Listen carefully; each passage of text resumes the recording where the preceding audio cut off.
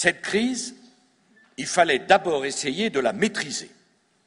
Cette crise dont il est clair désormais qu'elle ne peut se résoudre sans une intervention massive des États, cette crise qui appelle d'urgence un nouvel ordre économique, financier, monétaire, cette crise exprime au fond un besoin profond de politique. Cette crise marquera sans doute pour l'histoire le commencement véritable du XXIe siècle.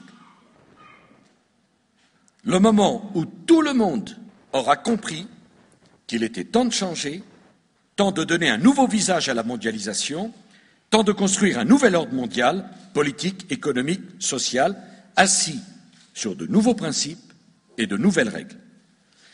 Au nom de l'Europe, en tant que président de l'Union européenne, j'ai proposé que se tienne d'ici à la fin de l'année un sommet mondial pour que soient discutés et décidés ces nouveaux principes, ces nouvelles règles.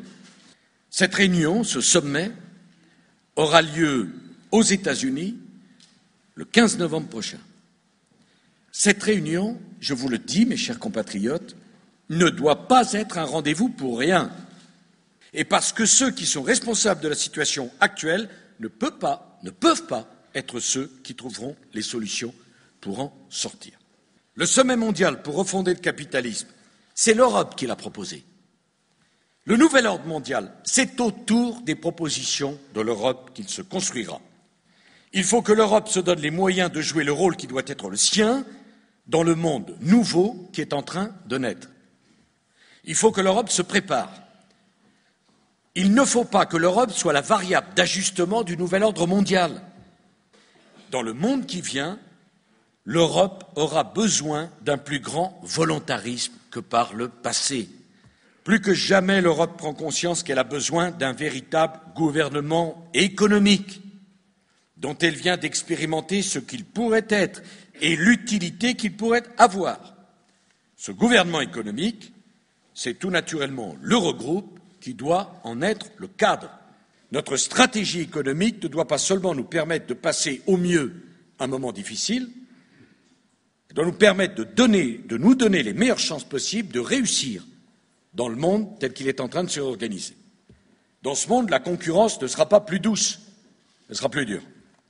Et pour pouvoir vendre nos produits, attirer les investissements, garder nos entreprises et nos emplois, faire progresser notre pouvoir d'achat, il faut être plus compétitif, il faut travailler plus. Nous sommes le seul pays au monde à nous être dotés du carcan des 35 heures. Heureusement que le gouvernement de François Fillon nous en a libérés. Aucun autre pays au monde n'a fait le choix de travailler moins. Comment voulez-vous que ça marche? Que les contraintes pesant sur l'ouverture des magasins le dimanche soient puissamment assouplies. C'est dire à quel point les réformes structurelles engagées depuis l'élection présidentielle ne sont pas rendues moins nécessaires, moins urgentes par la conjoncture. Je pense qu'au contraire, ces réformes structurelles sont plus nécessaires que jamais et qu'il va me falloir accélérer plutôt que ralentir. Réformer, c'est nécessaire, mais ce n'est pas suffisant. C'est le volontarisme qui sera la meilleure antidote à la dangereuse tentation du protectionnisme, de l'anticapitalisme, du dirigisme bureaucratique que les désordres actuels vont immanquablement nourrir. Et le doute grandira si les Français ont le sentiment qu'on leur cache quelque chose. C'est du fond du cœur que je veux vous dire, vive la France et vive la République.